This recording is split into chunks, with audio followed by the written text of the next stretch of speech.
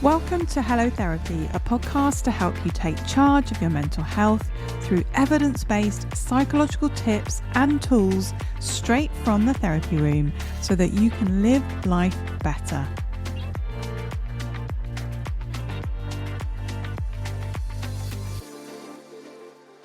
Have you ever found yourself questioning your abilities even when you've achieved so much? Well, you're not alone, and today we're diving into why so many successful women still struggle with self-doubt. In this episode, I'm joined by psychotherapist Natasha Scullane, and we're unpacking the real reasons behind this self-sabotaging mindset, and more importantly, how to break free from it. We discuss how self-doubt shows up in everyday life and the powerful link between self-criticism and confidence. Natasha shares practical strategies to quiet that inner critic, trust your intuition, and start living a life guided by your values, not your fears. So whether you're feeling held back by self-doubt or simply want to understand it, this episode is packed full of insights and actionable tips to help you step into your true potential. So let's dive in. Hi, Natasha. Thank you so much for coming on the Hello Therapy podcast today. Oh, thank you so much for having me. I'm really excited about our chat because we're talking about self-doubt, but particularly self-doubt in women. So it's going to be great to kind of really get into the meat of that topic. But before we start, do you want to tell our listeners who you are and what you do? Yeah, sure. So my name's Natasha Scullane. I'm a CBT therapist. That's my core training. I've been qualified for over 10 years. I work in an NHS talking therapy service as well as working in private practice. And I'm also trained in EMDR and third wave therapies like ACT and CFT. And yeah, that's me.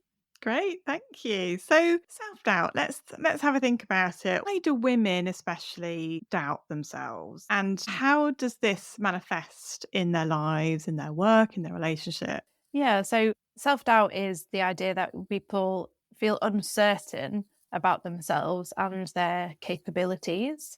So my theory on this is that people don't have like a solid foundation of confidence. So if we think about, first of all, early experiences, so how you grow up in the home, whether, you receive positive reinforcement, whether you get the idea that, you are a good enough person or not. And you've also got on top of that kind of societal expectations.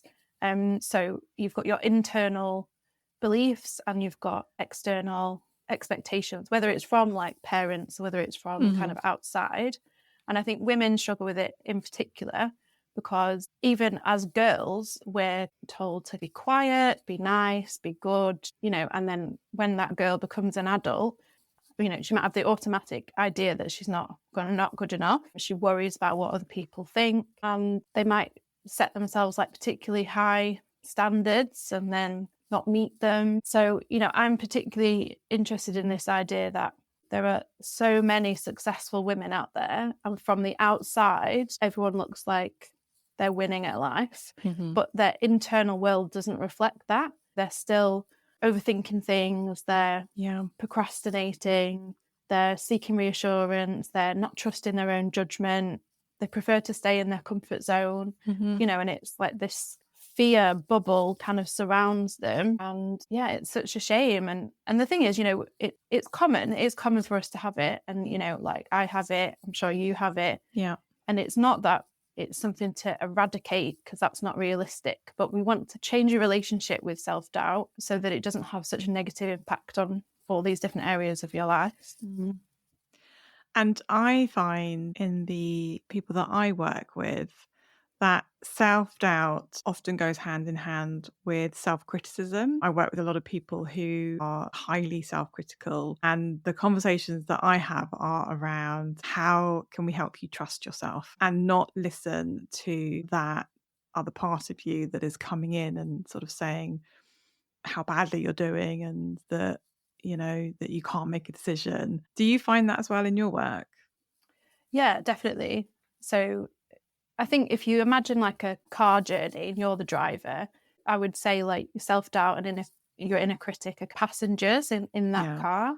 So your inner critic might be saying like, oh, that was rubbish, saying more negative things about things that have actually happened, where I suppose self-doubt has got more of an anxiety flavour to it to kind of make you question, like, should you even do that? And who do you think you are even considering doing that? And then your inner critic will, jump on board and agree, like, oh yeah, well, you messed up last time, so probably not a good idea to go for it this time. And thinking about deeper psychology, I'm sure you've talked on this podcast before about the compassion focused therapy and your 3 emotional systems. And if you're in threat, then self-criticism fuels that. But also if you're in threat, you're just going to be less certain. You are faced with the unknown, and you're just not going to feel confident. And it can just be very easy for the self-doubt part of you to stop you in your tracks and get hesitating enough to not do the thing, which then means that you miss out on gathering evidence of your capabilities. You don't go ahead and do it, so you don't get any feedback that says, oh, you can do it. Look, you did do it.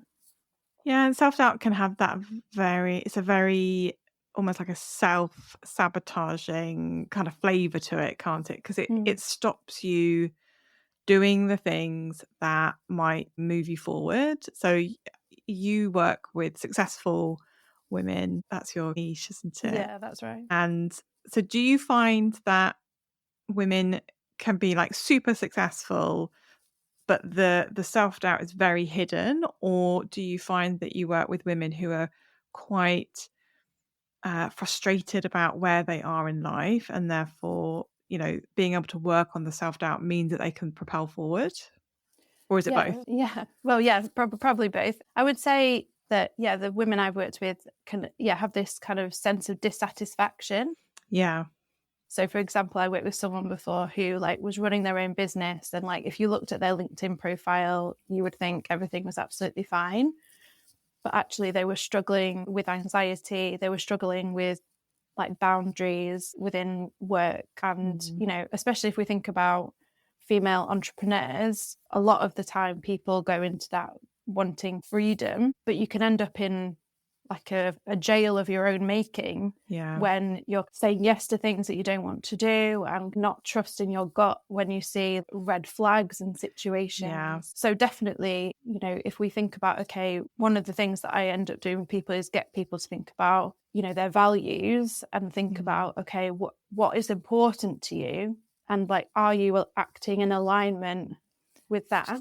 And if you're not, then that will fuel this idea that you don't feel sure, because you end up operating on this idea of well, I feel like I should do this, but then you forget where that came from, so then you end up second guessing yourself. And I just imagine a lot of hesitation. And again, with that, with a swan analogy, I think the women especially that I work with, they look like they're gliding, but it's the feet underneath.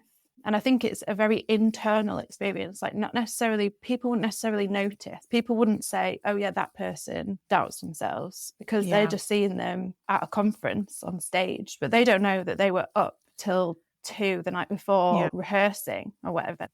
And I think the other thing that can go hand in hand with self-doubt is needing to be certain. So around decision making, I think there can be this sense of, well, I have to be certain, or I have to be 100% or 80% certain that the decision that I'm making right now is the right one. And often people can get quite stuck in that, actually, this idea of the right decision. I like what you're saying there about the values piece, because I think we hear a lot about, live in alignment with your values. But sometimes I think that can be a bit of a nebulous idea. What would you say that actually looks like in real life? Yeah, I think that's a really, really good question. And you're right, it is spoken about a lot. I think I would say that I'm a person who embodies it. So in that way, when I work with clients and in my own life, it's very practical the way that I implement it. So I have my top 5 values. So just to share one of them, one of them is connection. So because I know that I value connection, I will behave as though that is important to me. So, for example, I like socializing. I like coming on podcasts when I'm invited. I like chit-chatting to people on Substack. I will, if I'm at a mandatory training session in the NHS, I'll talk to the person next to me. It's the idea that I follow through with my actions. The whole idea, and this kind of comes from acceptance and commitment therapy, that actions speak louder than words. So I think what I help people do is really kind of get an understanding of what their values are. And then I will literally go through each value with them and be like, okay, let's identify 3 behaviors that bring that to life in your life. And it doesn't have to be something major. It could just be, something small. So if, for example, you value self-care, it's not always about bubble baths. It's the idea that if you're thirsty, get yourself a drink. Like, it's, you want to embody the idea that this matters to you. So behave in that way. So what people end up with is like a list of things that they can pick from, that they can, move them closer towards the person they want to be and the life they want to live. Yeah, and self-doubt, it gets in the way, doesn't it? It gets in the way of that values-led life, I think, because you can have the idea of, wanting to reach a certain level in your job, for example, and you want to embody the values of professionalism, let's say, or whatever that would look like. But the self-doubt, when that hooks you, it then becomes difficult to actually go through with those behaviors and those actions, because you get so wrapped up in the anxiety and the uncertainty and, is this right? Is this not right? So how would someone tackle that? How do you work with that? So I would think about the ACT helpers, as they say, and unhooking skills. So the first thing I would do is to understand, what self-doubt is saying. Imagine it being like a track on your Spotify playlist. And if the track says, I'm not capable of doing this, notice that the track has started. And hopefully what that can do initially is just create a bit of distance between you and the thought. So in ACT, they call it diffusion, where you give a bit of space between you and that thought, and you can just notice it. You can notice that the track is playing. Isn't it interesting that you've arrived now when I'm about to do this thing? Yeah. You can also reorientate yourself to the present. And I really encourage people to take like an observing, stance to it, to notice that this is happening, and to not seek to like get rid of it. Just the idea of, okay, I know that you're here and I want to do it anyway. You can come with me as I do it. And that seems to help. I love that analogy of the Spotify playlist, because my Spotify playlist keeps giving me things that I didn't ask for. It does these like playlists, and then suddenly you're listening to this playlist that you have no idea about. Sometimes it's great, sometimes it's not. But the idea that it could be quite intrusive, can't it? The self-doubt thoughts and the self-criticism thoughts.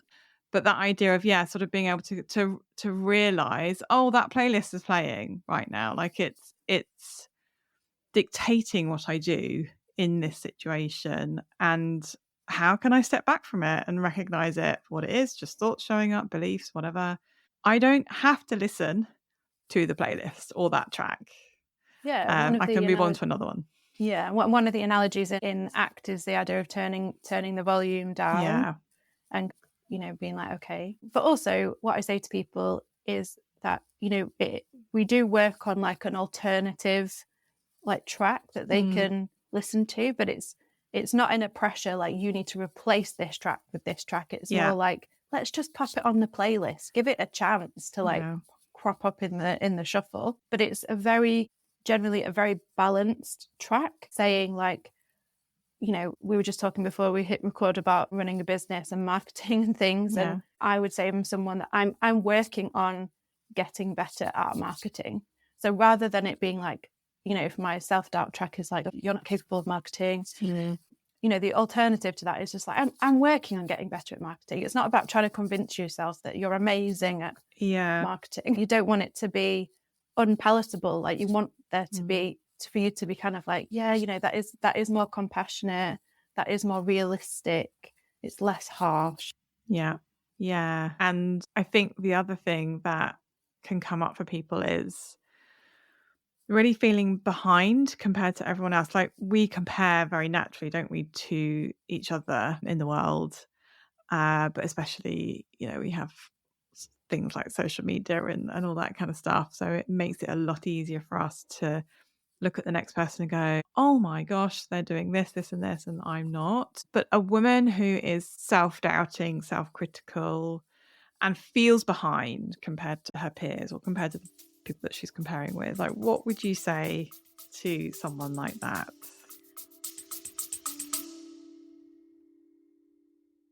Before we get back to the episode, I have got something really exciting to share, our brand new Substack community. This is a space where you can peek behind the scenes of the podcasting process and have a space to connect with other fans of the show. As a subscriber, you'll get a monthly roundup of all the episodes in that month, plus my thoughts and personal reflections on each one, completely free. But if you want to go deeper, a paid subscription unlocks exclusive perks like never heard before guest mini episodes, subscriber only chats, digital downloads, and even the chance to shape future episodes. If that sounds good to you, head to the Substack link in the show notes. Now let's get back to the episode.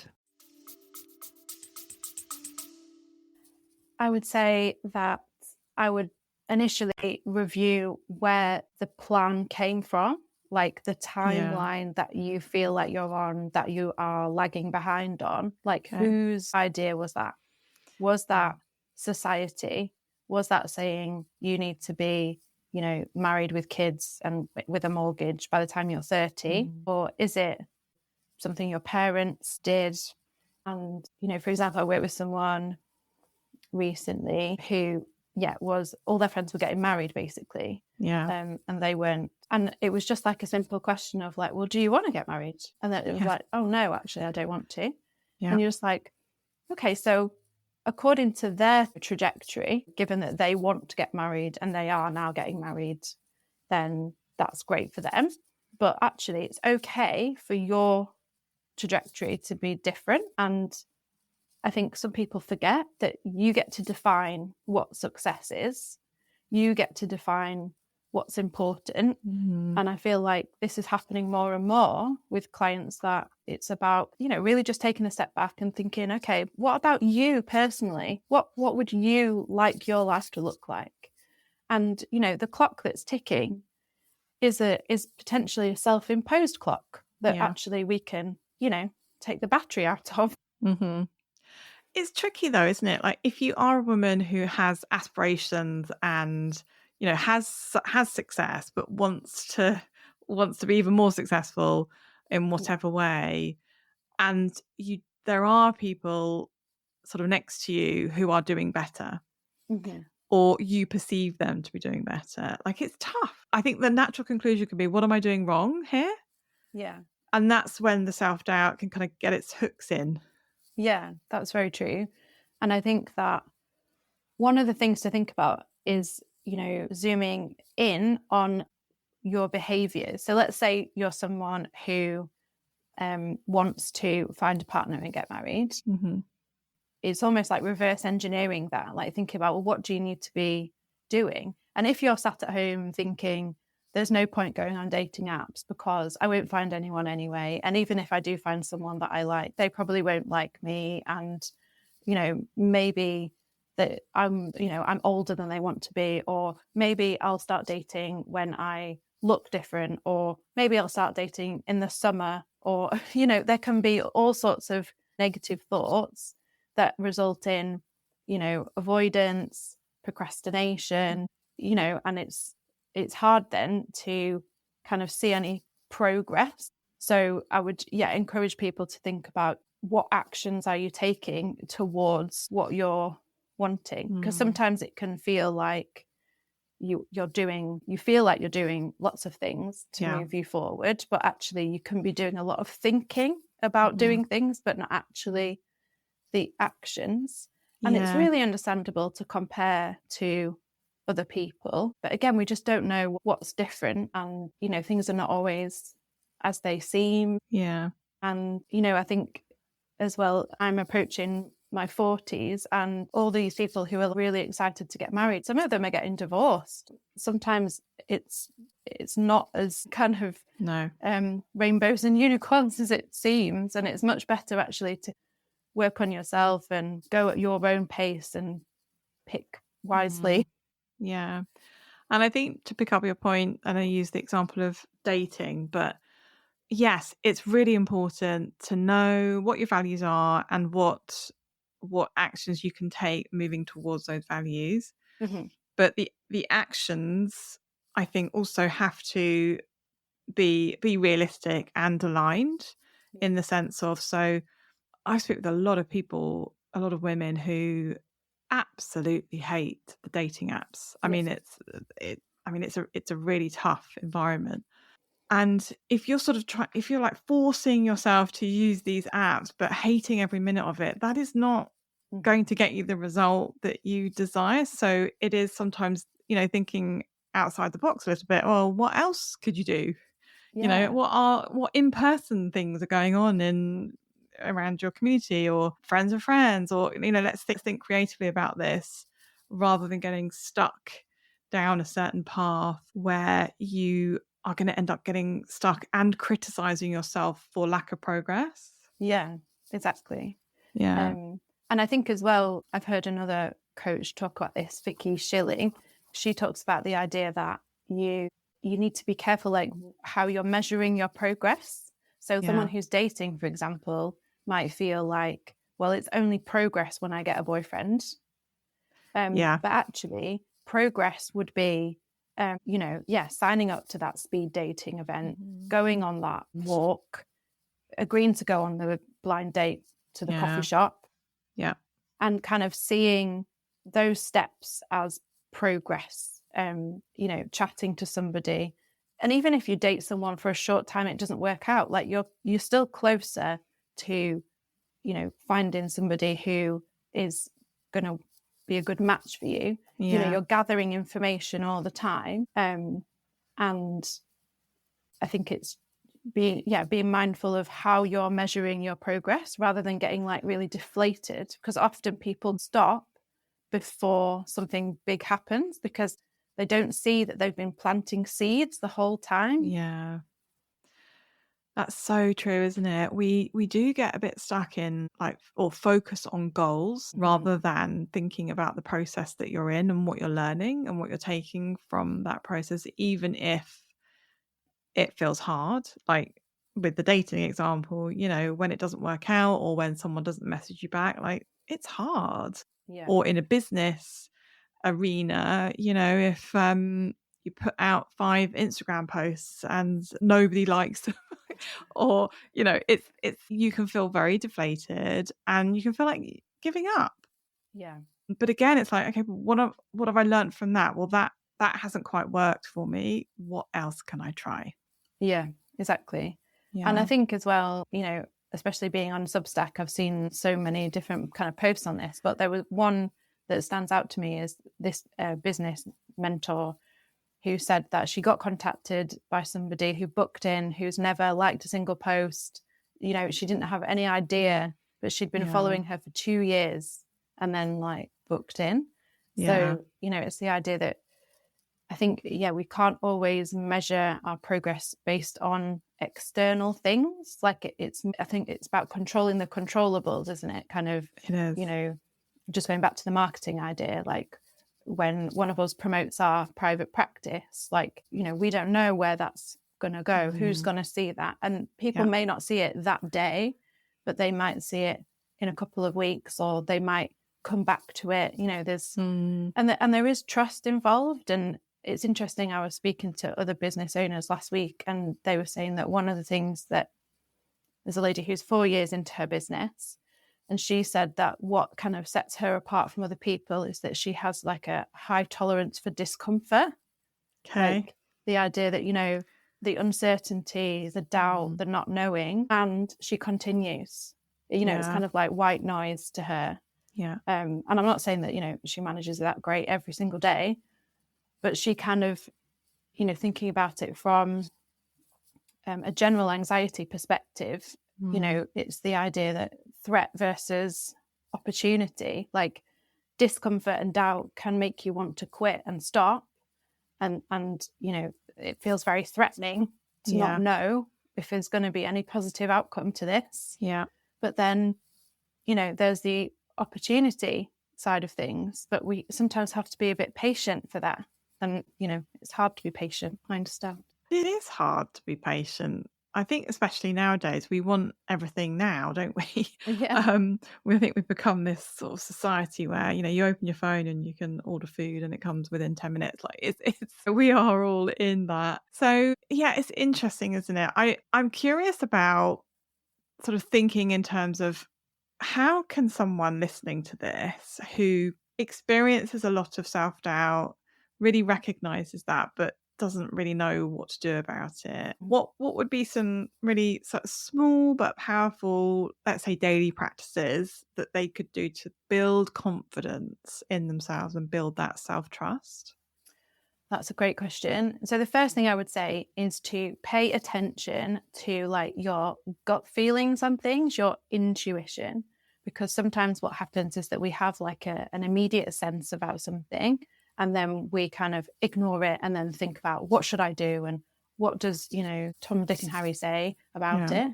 So I would encourage people to kind of just spend some time noticing what your intuition said. Like you don't have to follow it straight away, but just get used to tuning into it, because, a lot of times when you do follow it, you learn something.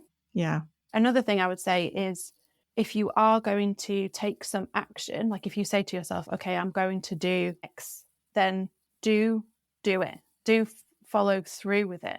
You want to kind of perceive yourself to be reliable. You say, I'm going to do this, then I'm going to do it. Yeah.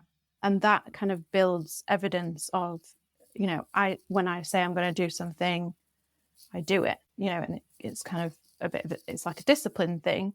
I think, again, I was trying to think of an analogy before we started talking, this idea of feeling like solid versus kind of feeling a bit like, those, what would you call them? Those things with the air and they're like waving in the wind. Oh, like the big sort of men that you get alongside the road in America. I've never seen them here. I don't know what they're called. I was just trying to think.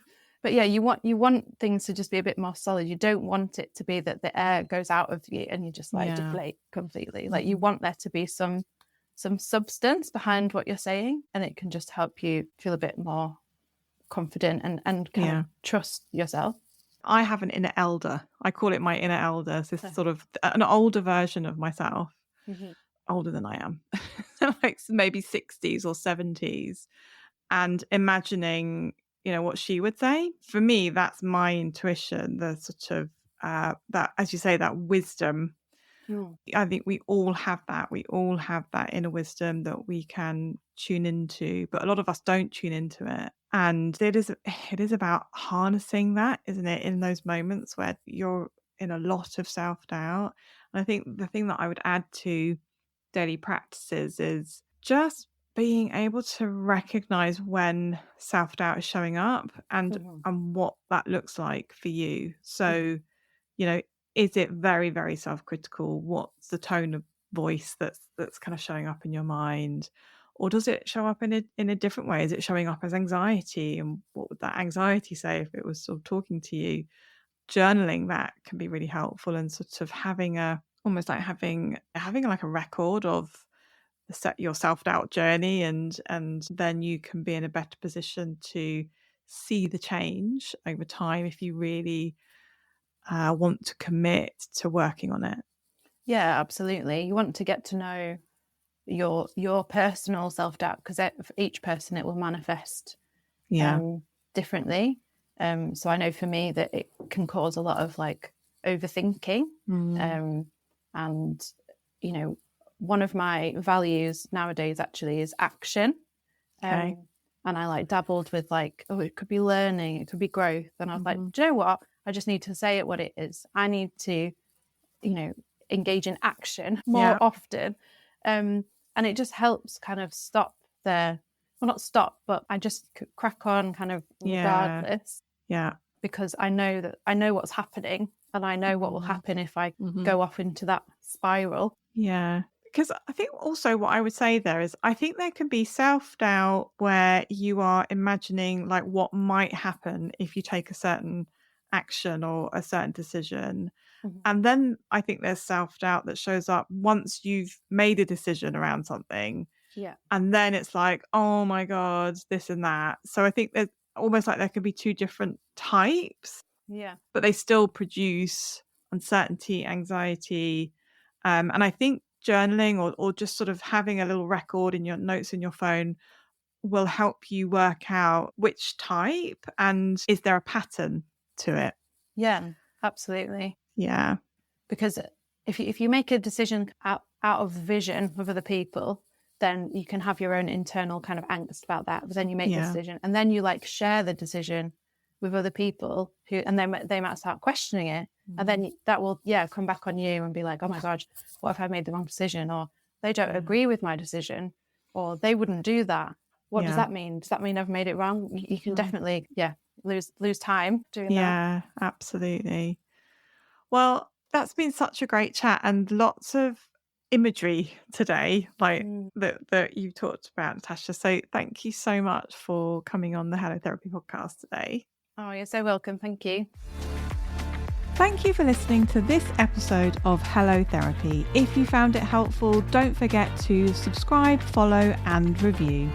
You can get more well-being and mental health tips by joining our email list and visiting the resources section of our website at harleyclinical.co.uk. The Hello Therapy podcast and the information provided by me, Dr. Liz White, is solely intended for information and educational purposes and does not constitute personalised advice. Please do reach out to your GP or a mental health professional if you need support. Until next time, take care of yourself.